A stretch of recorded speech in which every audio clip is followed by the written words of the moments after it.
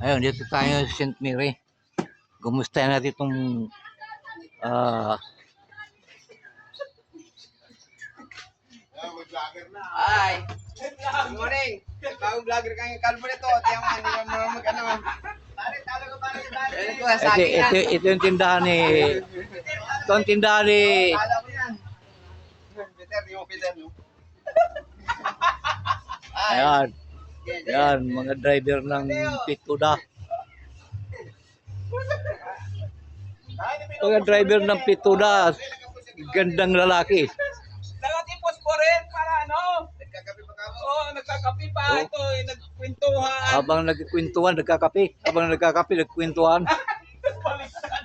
Yan, vlogger. Ito po. Oh. Ayan, Red Horse. Magang umaga nag-Red Horse.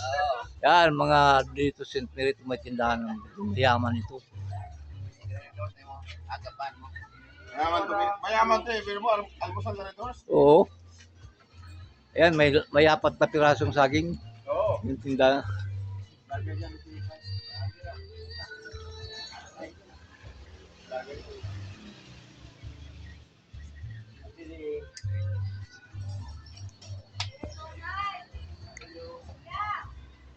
Bira ka na no, kaya pala bira ka na magbiyahe eh. Nagbablog ka pala. Yeah, may 3 pirasong saging. Ayan. Oh guys, bilhin na kayo ng saging. Binablog ako ni brother ko. Baga pumunta naman tayo ibang bansa, bibili lang ng saging.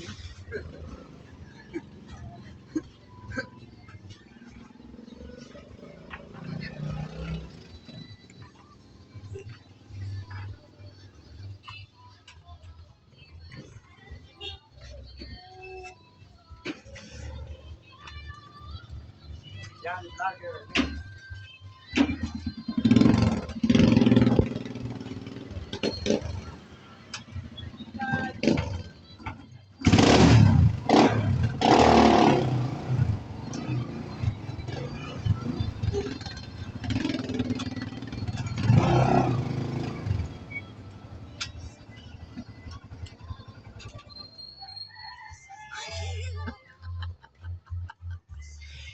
Ngiti nga. Uy, makangiti ka naman, naka-video ka oh. Medyo ngiti ka naman, naka-video ka oh. Hindi na ako makabiyahe, kawawa naman.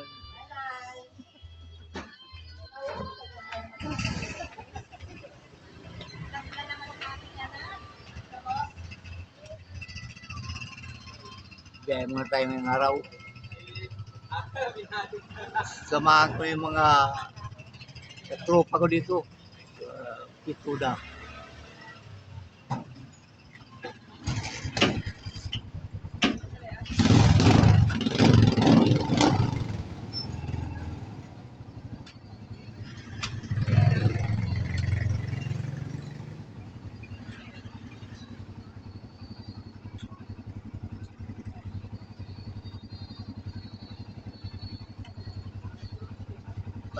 Pahirap talagang panahon ngayon.